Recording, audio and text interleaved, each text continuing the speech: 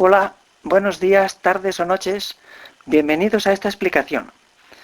En este vídeo queremos mostrar cómo medir una parcela pequeña, pero no con los métodos que se utilizan últimamente como son el GPS o el uso de rutinas informáticas o aplicaciones de internet en las cuales podemos medir parcelas con fotografías aéreas, sino más bien con el método tradicional, es decir, utilizando simplemente una cinta métrica.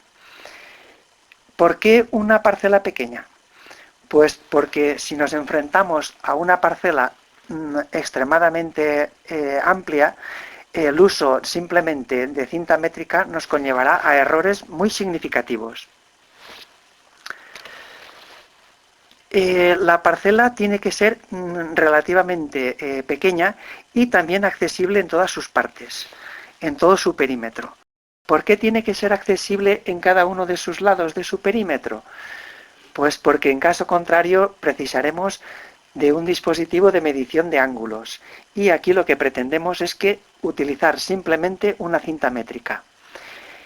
Y por último, tenemos que considerar que el desnivel o la pendiente de esta parcela tiene que ser relativamente pequeño. Desniveles superiores a un 5%, las medidas paralelas al terreno ya no son válidas. Una consideración importante en topografía es que si nos enfrentamos a la medición de una parcela con una pendiente bastante pronunciada, las longitudes o las medidas verticales no son las que debemos considerar, sino las medidas horizontales. En esta gráfica lo podemos apreciar mejor. En este triángulo, el rectángulo donde se encuentra la arboleda, el área de este rectángulo no es en realidad la superficie de la parcela. La superficie de esta parcela es concretamente el área del rectángulo que forma la base, es decir, el rectángulo donde aparece el cateto horizontal. Esto quiere decir que si hemos de medir un terreno escarpado, la cinta métrica no debe ir paralela al terreno, sino que debe de formar un ángulo recto con el extremo de la medición. En cualquier tratado de geometría podemos encontrar información de las figuras planas y también de cómo hallar su superficie.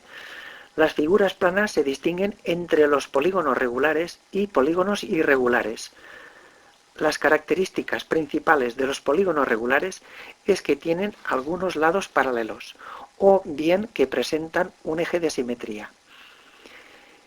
Como por ejemplo son figuras regulares los triángulos, los cuadriláteros, los pentágonos, hexágonos, heptágonos, etc. Las áreas de estas figuras son de sobra conocidas. Por ejemplo, de un triángulo el área viene dada por el producto de su base por la altura.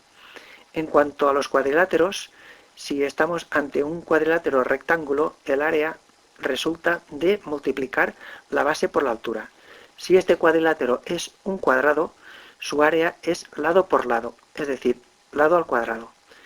Si nos referimos a un trapecio, que es aquel que tiene dos lados paralelos y los otros no, el área viene dada por la semisuma de sus bases por la altura.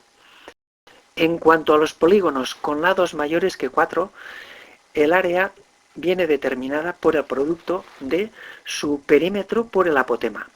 El apotema es aquella longitud que va desde el punto central del polígono hasta uno de sus vértices. Si nos referimos a los polígonos irregulares, cuyas características es que no presentan ningún lado paralelo y tampoco tienen ningún eje de simetría, la fórmula para hallar la superficie no está determinada. Para nuestra desdicha, hemos de decir que encontrar una parcela con un perímetro de figura plana es una tarea casi imposible. El aparcelamiento de terrenos suele presentar figuras irregulares y generalmente suelen ser cuadriláteros trapezoides. Con ello, las fórmulas que nos presenta la geometría no son aplicables en este sentido. Mostramos esta figura porque pensamos que una buena parte de las parcelas tienen una forma trapezoidal.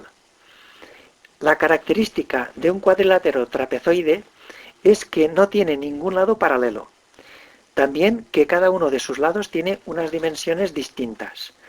En cuanto a sus ángulos interiores, o son mayores o menores de 90 grados. No tiene ningún ángulo recto. Una forma profana y bastante habitual de hallar el área de este tipo de polígonos es la siguiente, en la cual representa dos cocientes multiplicados que significan la semisuma de cada uno de los lados frontales. Esta fórmula, si bien es un valor bastante aproximado, sí que contiene una tasa de error. Esa tasa de error es mayor cuando mayor son las diferencias entre los lados. Entonces, ¿qué hacer cuando estamos ante un trapezoide?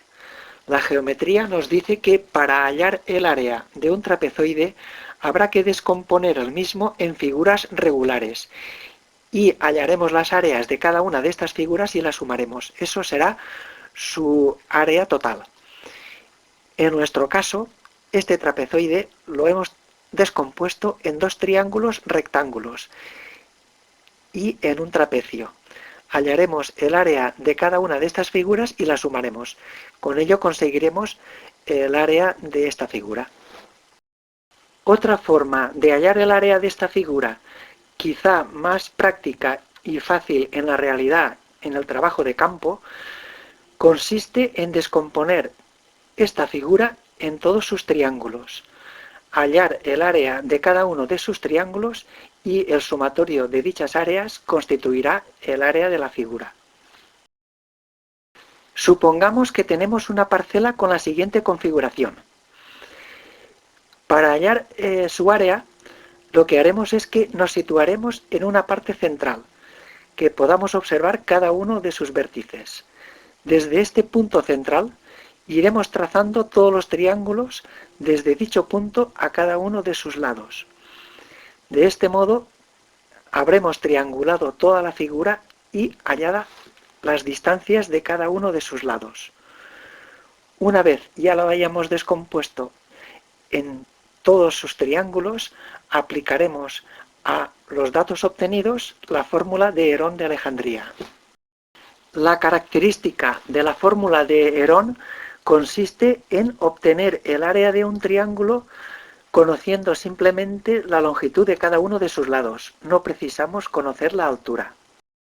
Herón de Alejandría fue un matemático griego del siglo I después de Cristo. Es decir, que esta fórmula tiene algo más de 2000 años. Este señor, además de inventar la primera máquina de vapor, también ideó un dispositivo muy parecido al teodolito. Es una herramienta muy útil para hallar los ángulos y tanto verticales como horizontales.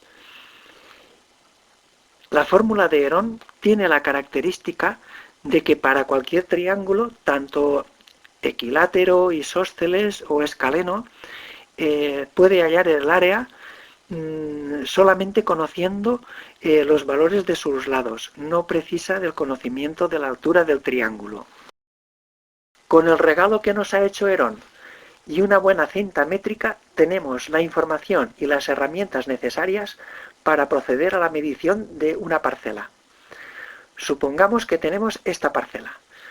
Nos situaremos en un punto central de la misma, de tal manera que desde ese punto podamos divisar cada uno de los vértices de la misma. Desde este punto iremos midiendo las distancias que hay triangulando la parcela en el sentido de las agujas del reloj. En las mediciones, en un pequeño croquis en un papel, iremos anotando las cifras obtenidas de las mediciones. Ya terminado el proceso de triangulación, procederemos al cálculo de las áreas con los datos obtenidos. Aplicaremos a cada uno de los triángulos la fórmula de Herón y hallaremos el área de ese triángulo. El sumatorio de todas las áreas representará el área de la parcela medida.